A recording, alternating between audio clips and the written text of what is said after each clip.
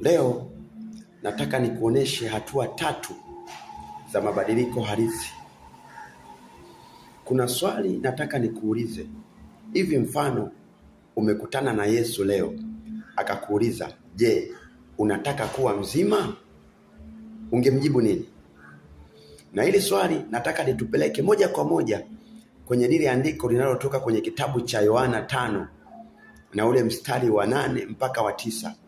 Tunakutana na yule kilema ambaye ameugua kwa miaka 38. Akakutana na Yesu. Yesu anamuuliza swali ambalo nimekuuliza na wewe leo. Je, unataka kuwa mzima? Unajua yule kiwete alijibu nini?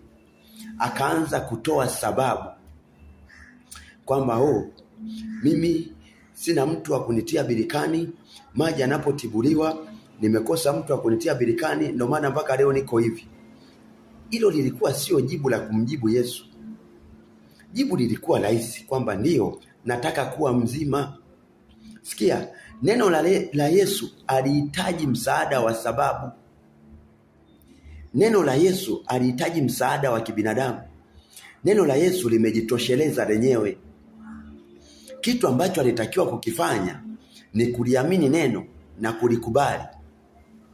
Sasa unajua shida ya ule kilema ilikuwa ni nini? Shida haikuwa tatizo lake.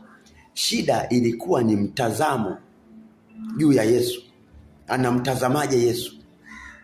Na ndio maana akaanza kutoa sababu, kwa sababu hakumtazama Yesu kama uzima. Alimtazama Yesu kama wanadamu wengine. Na hiyo ni sababu ambayo inawakuta watu wengi. Hawajui kitu ambacho kipo ndani ya Yesu, na ndio maana wameendelea kubaki na shida zao. Sasa unajua Yesu alifanyaje? Yesu hakuhangaika na shida aliyokuwa nayo. Yesu hakuhangaika na sababu alizokuwa nazo. Anamwambia, simama, jitwike godoro lako uende. Hii ndio hatua ya mabadiliko ambayo Yesu alitaka kumuonyesha yule mtu. Nataka tuone hatua ya kwanza. Anapomwambia simama. Hii ni hatua ya ajabu sana.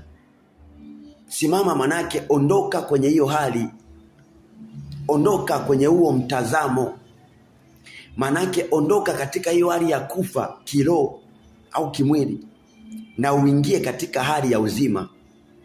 Ni kama sasa anaanza kumfunua kwamba inawezekana ukatoka kwenye hiyo hali. Kwa sababu shida haikuwa miguu ambayo haitembei. Shida ilikuwa ni kukubali kwamba anaweza akatembea. Na ndio maana Yesu